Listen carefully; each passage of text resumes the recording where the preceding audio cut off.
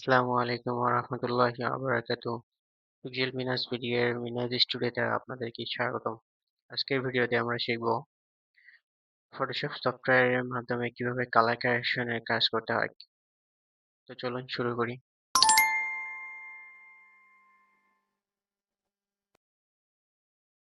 আমরা চলে আসলাম আমাদের ডেস্কটপে। আমাদের ডেস্কটপ থেকে আমরা আমাদের চলে যাব ফটোশপ কিছু যে ফোল্ডারটা আছে সেই ফোল্ডারে। সেখান থেকে আমরা আমাদের কালার কারেকশনের ছবিগুলো নিয়ে কাজ করব। তো আমি কালার কারেকশন ফোল্ডারে চলে গেলাম। এরপর আমি ফটোশপ ওপেন করতেছি। আমার কালার কারেকশনের যত পিকচার আছে এখান থেকে যদি আমি কালার কারেকশনের টপিকস নিয়ে আপনাদের সঙ্গে আলোচনা করি তবে অনেক দীর্ঘ সময়ের জন্য একটা টিউটোরিয়ালের মধ্যে চলে যেতে যাবো এবং আস্তে আস্তে অনেক আমরা ভালোভাবে শিখতে পারবো, অনেক ছবি দিয়ে শিখতে পারবো। তো সবাই ধৈর্য সহকারে আস্তে আস্তে ভালোভাবে শিখবেন এবং বাসায় প্রতিনিয়ত প্র্যাকটিস করে যাবেন, তাহলে অবশ্যই ভালো ফল পাবেন। তো আমি কি করলাম, প্রথমে ড্র্যাগ এন্ড ড্রপ করে দিতে আমি একটা পিকচারকে আমাদের ফটোশপে ওপেন করে নিলাম। ফটোশপে ওপেন করে নেওয়ার সঙ্গে সঙ্গে আমি আমাদের প্রথমে যে কাজটা হচ্ছে সেটা হচ্ছে ডুপ্লিকেট লেয়ার নেওয়া। ডুপ্লিকেট লেয়ার নেওয়ার জন্য আমি কন্ট্রোল জি চাপ, কন্ট্রোল জি চাপ, তাহলে আমাদের ডুপ্লিকেট লেয়ারটা চলে আসলো। এরপর আমি একটু হালকা জুম ইন জুম আউট করে নিচ্ছি কন্ট্রোল প্লাস প্লাস দিয়ে, কন্ট্রোল মাইনাস দিয়ে জুম আউট। তো ওকে, কন্ট্রোল প্লাস দিয়ে আমি জুম আউট করে নেওয়ার সঙ্গে সঙ্গে একটু বেশি পিক্সেলে চলে আসছে, এটা কমাই নিলাম। এখন আমাদের আমরা কি জানি, কিবোর্ড শর্টকাটে আমরা জানি যে টুলস এর সাহায্যে আমরা আমাদের কালার কারেকশন করতে যাব সেটা জানি আমরা কি কন্ট্রোল প্লাস শিফট প্লাস এ। কিন্তু আমাদের একটা টাস্ক বারের মধ্যে সেখানে কিন্তু দেয়া আছে যে কন্ট্রোল প্লাস শিফট প্লাস এ। তো আমরা যে কোনো জায়গা থেকে আমরা সেই টুলসটা নিয়ে আসতে পারি, সেই জন্য আমরা আমাদের সব থেকে বেস্ট যেটা কিবোর্ড থেকে নিয়ে আসে সেটা নিয়ে আসতেছে। আমি চাপলাম কন্ট্রোল প্লাস শিফট প্লাস এ।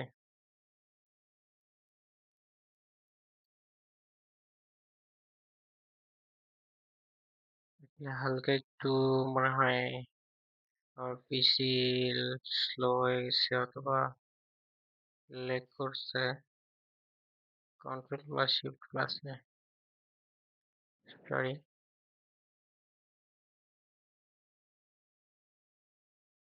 কোনো কিছুই দেখা যাচ্ছে না, কাজ করতেছে না। তো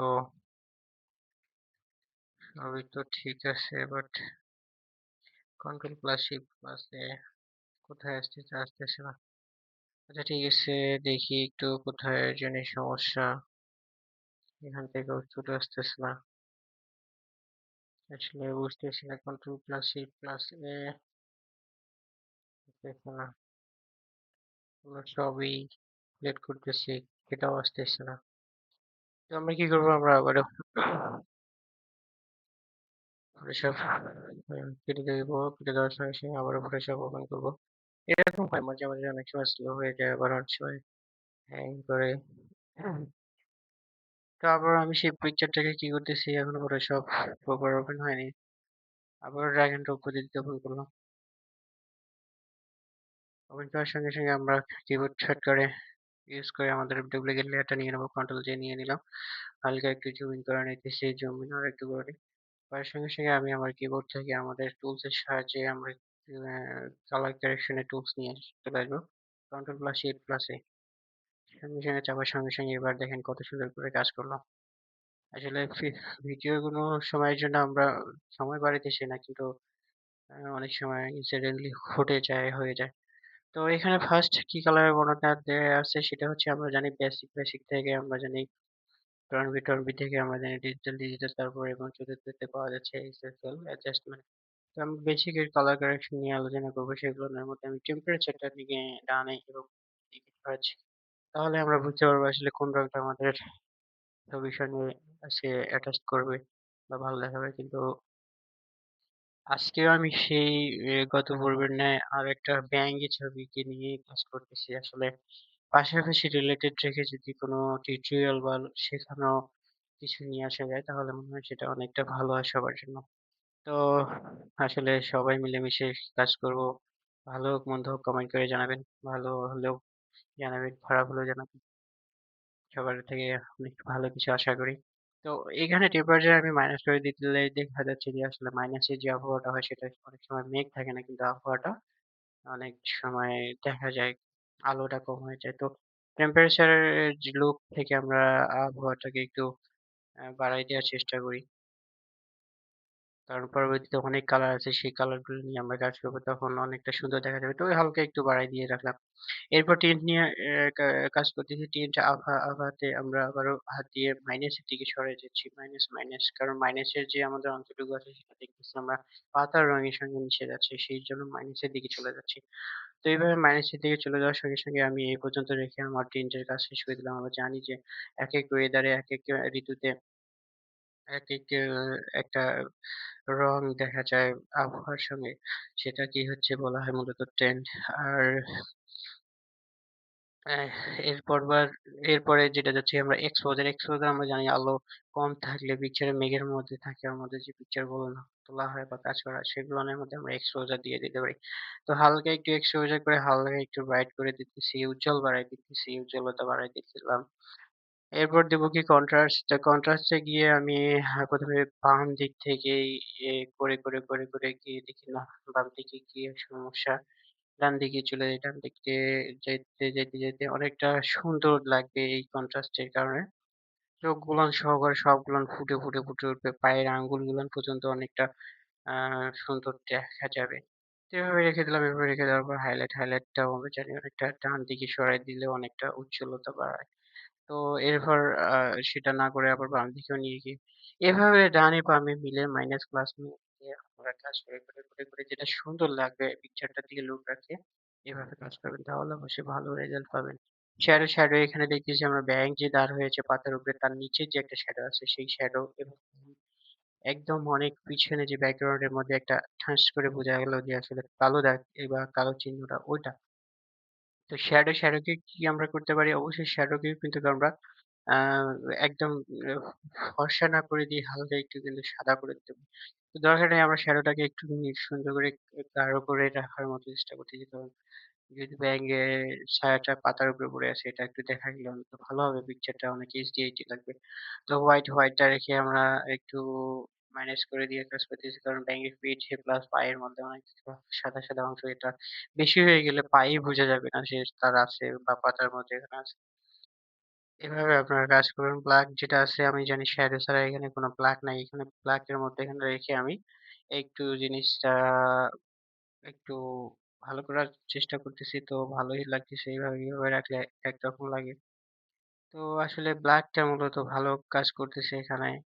কারণ পিকচারটা ১ম অবস্থায় যেটা ছিল সেটা ছিল অনেকটা উম টেম্পারেচার বেশি ছিল এবং সেখান থেকে কিন্তু টেম্পারেচার কমায় নিতে ব্লাকে ইউজ করে আমরা দেখতেছি অনেক ভালো রেজাল্ট আসতেছে।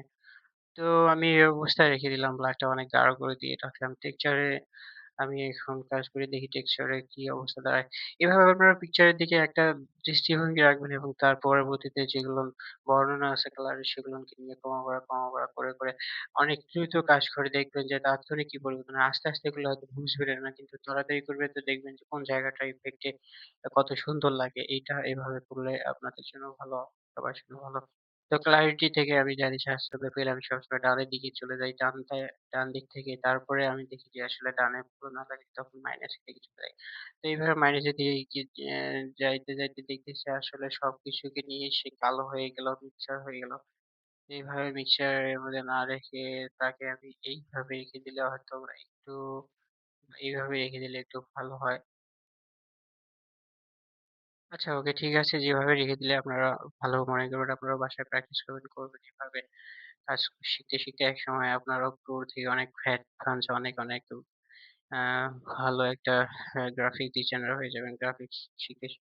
তো কুয়াশা, এখানে কুয়াশার মতো কোনো কাজ নাই। কিন্তু একটাতে ঘোলা বা ভাব থাকে, সেই ভাবটাকে আমরা কিন্তু একটু এইচডি করে দিতে পারি। তো এভাবে না আমি আলো রেখেও কাজ করতে যাচ্ছি। টা মূলত বেশি হয়ে যায়। ওই যে আমি পিছনের দিকে যদি একটু তাকাই এখানে অলরেডি অনেকটা এর কিছু ধরে ফেলছে। তো এটাকে দরকার নাই। এটার পরবর্তীতে যেটা আসছে আমরা এভাবে কিন্তু উজ্জ্বলতা বাড়ায় দিয়ে তাকে অনেক সুন্দর করে দেখাইতে পারি। তো আসলে সবসময় যে সব কালারকে সবকিছুকে নিয়ে যে এইচডি করে দিয়ে করতে হবে তা না। একটু ব্রাইট উজ্জ্বলতা রেখে দিলে কিন্তু আবার একটা ভালো দেখা যাবে। তো রেখে দিলাম এভাবে যেভাবে হোক আছে। এরপর যা আছে ভাইব্রেন্স কে আমি ডানের দিকে বামের দিকে ডানে সরাচ্ছি। ভাইব্রেন্স এ এইখানে অনেক কালারের মধ্যে ইফেক্ট সব কালারকে নিয়ে এসে আস্তে অনেক সুন্দর করে ভাইব্রেন্স করে দেয় এবং অনেক ভালো করে। এর জন্য ভাইব্রেন্স থেকে আমরা অনেক কিছু পেতে পারি। আমাদের অনেক কালারের বর্ণনা থেকে যদি আমি কালারের কারেকশন এ অনেক কিছু অনেক সময় অনেক কিছু পিকচারের মাঝে পিকচার গুলোনে শুধুমাত্র ভাইব্রেন্স এবং স্যাচুরেশন নিয়ে কাজ করলেই হয়ে যায়। কিন্তু বাদবাকি যেগুলো বর্ণনা থাকে সেগুলো নিয়ে হাত না দিলেও হয়। তো আমি প্রত্যেকটা বর্ণনাটাকে আপনাদেরকে বুঝিয়ে দেওয়ার জন্য আস্তে করতেছি। আর এটাও বললাম যে আসলে ভাইব্রেন্স এন্ড স্যাচুরেশন এটাই হচ্ছে মূলত অনেক কালারের বর্ণনা থেকে কাজ করা। তো এতটুকুই ২ টার মধ্যেই কিছু কাজ কমা-বাড়া করলেই পিকচারের এইচডি কোয়ালিটি থাকে যখন তখন অনেক ভালো থাকে। ভালো পাওয়া যায়। তো আচ্ছা ঠিক আছে এভাবে রেখে দিলাম। এভাবে রেখে দেওয়ার পর আমি স্যাচুরেশন এ চলে যাচ্ছি। স্যাচুরেশন এ চলে যাওয়ার সঙ্গে এখান থেকে এখানে যদি পৌঁছাই বা মাইনাস করে দেই তখন কিন্তু এরকম পিঠটা ভেঙে অনেকটা সাদা ভাব এসে যায়। তো এভাবে না এভাবে রেখে দেই, এভাবে রেখে দেই। ব্যাঙের ফুটের শেপটা যেটা আছে আমরা কিন্তু বুঝতেছি না যে ব্যাঙটা আসলে এই যে এখন যদি এতটুকু বেশি করে দেই তাহলে অবশ্যই বোঝা যাচ্ছে এর চোখটা হয়ে গেছে অনেকটা লাল। আবার এখানে যদি রেখে দেই পিঠ বোঝা যাচ্ছে না কতটুকু দৈর্ঘ্য প্রস্থ। এভাবে রেখে দিলে বোঝা যাচ্ছে যে আসলে তার পিঠ, চোখ, হাত, পা কোথায় বসছে তার চেহারাটাকে নিয়ে সে বোঝা যাচ্ছে। আবার যদি একটু এভাবে করে দেই যেমন এই যে স্যাচুরেশন এ সাদা কালো হয়ে গেছে, সাদা কালো টিভির মতো হয়ে গেছে। তো এভাবে করা যাবে না, এভাবে না রেখে আমি চাচ্ছি যে এই জিনিসটাকে একটু হালকা এভাবে রেখে দেই। কারণ সব কালারের বর্ণনা যেহেতু বর্ণনা করেছিস তাহলে একটু ভালো করে রেখে তার সবগুলো একটু দেখানোর চেষ্টা করাটাই ভালো। তো আমরা HSL অ্যাডজাস্টমেন্ট এর H এর পুনরূপ হচ্ছে হিউ এর সমস্ত কিছু রংগুলোকে যেরকম এখানে গাছের পাতার রং সবুজটাকে নিয়ে আমরা একটু কাজ করি। হালকা সবুজ বাড়ায় দিয়ে রাখি। চোখগুলো আমরা রেড গুলোকে আমরা একটু ম্যানেজ করে দেই। কারণ অনেক রেড হয়ে গেছে চোখগুলো লাল হয়ে গেছে। মনে হচ্ছে যে ইলিশ খাবে এরকম ব্যাপার। তো এরপর যা আছে পাতার কালারের মধ্যে যেটি একটু আছে সেটা এখানে নাই। আ বাট আচ্ছা ঠিক আছে এভাবে রাখলাম। তারপর কি করতেছি তারপর এখানে দেখাচ্ছে যে অ্যা স্যাচুরেশন এ চলে যাই। স্যাচুরেশন এ চলে যাওয়ার সঙ্গে আমরা যে গ্রেইনটা করছিলাম, গ্রিনটা এখানে আছে যেটা, সেটা আমরা একটু মাইনাস করে দেওয়ার চেষ্টা করি। দেখি যে মাইনাস করে দিলে কেমন হয়। মাইনাস করে দেওয়ার সঙ্গে দেখতেছি আসলে ব্যাঙের পিঠ-টিঠ থেকে সবকিছু যে পাতার মতো করে হয়েছে এটা কিন্তু একটা গাছন্ত ব্যাঙ মানে এক কথায় গাছের ব্যাঙ আমাদের দেশি ভাষায় বলতে গেলে।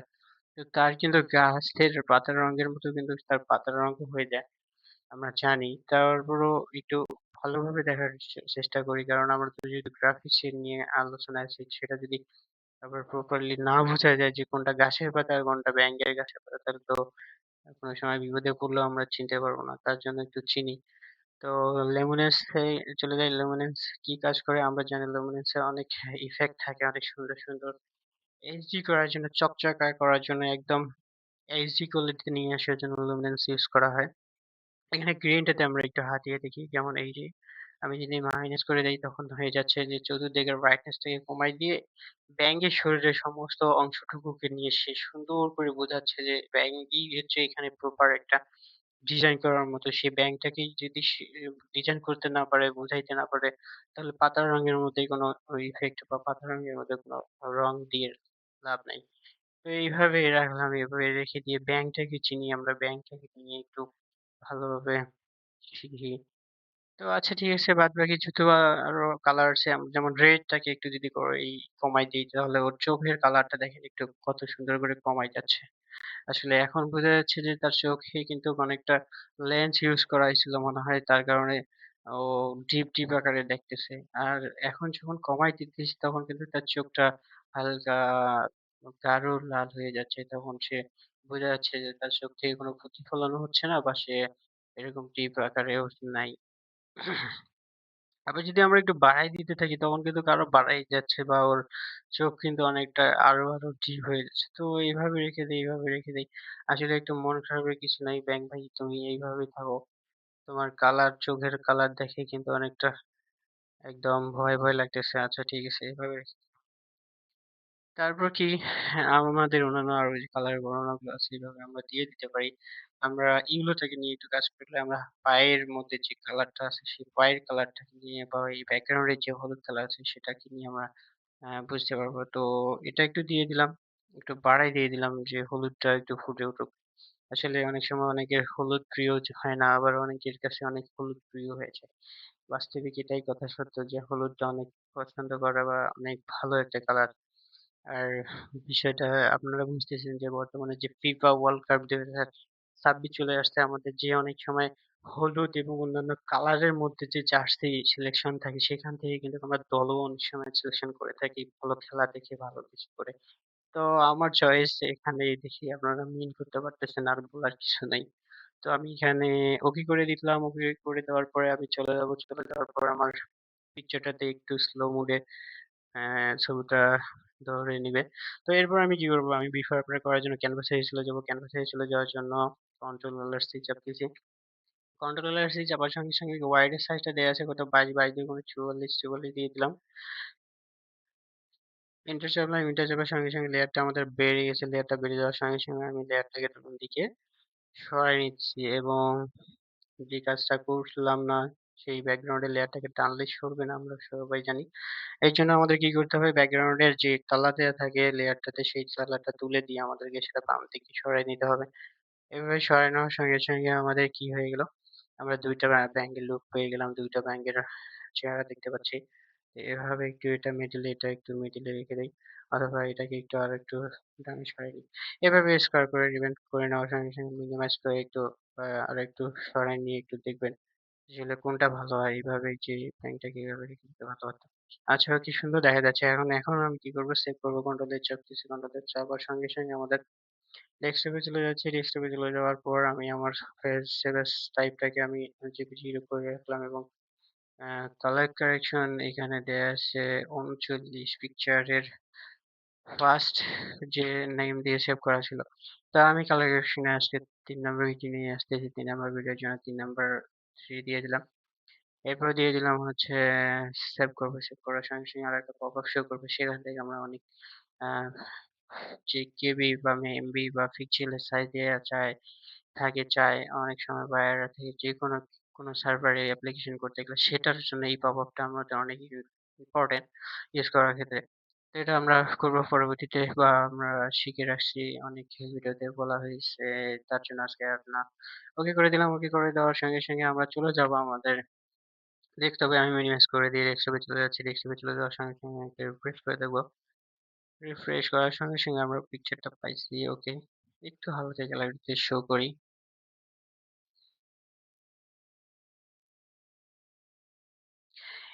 এই যে আমাদের বিফোর যে ব্যাঙটাকে নিয়ে বা ব্যাঙ যে পাতার উপরে বসেছিল সেটাকে নিয়ে আমরা অনেক সুন্দর করে বিফোর থেকে আফটারে চলে গেছি। আফটারে চলে যাওয়ার সঙ্গে সঙ্গে আমাদের যে কাজটা করতে পারছি এইখানে আমরা দেখতে পারতেছি অনেক সুন্দর দেখা যাচ্ছে।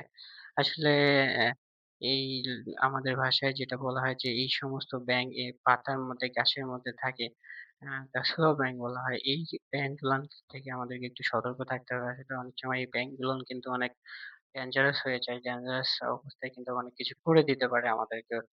তো সবাই সাবধান থাকবেন, ভালো থাকবেন। আর অবশ্যই বাসায় প্র্যাকটিস করবেন, মনোযোগ দিয়ে ভালো করে শেখার চেষ্টা করবেন এবং কোনো কিছুতে সমস্যা বা ভুল ত্রুটি হয়ে গেলে অবশ্যই সেটা কমেন্ট করে জানাবেন। আর ভালো লাগলে অবশ্যই ভিডিওটাতে একটা লাইক, একটা সাবস্ক্রাইব এবং বেশি করে শেয়ার করবেন। নোটিফিকেশন বেল আইকনে টিক দিয়ে রাখবেন যাতে পরবর্তীতে আপডেট আসলে আপনারা পেতে পারেন। তো আজকের মতো এ পর্যন্ত। সবাইকে ধন্যবাদ জানিয়ে এখানে শেষ করছি। ধন্যবাদ। আল্লাহ হাফেজ।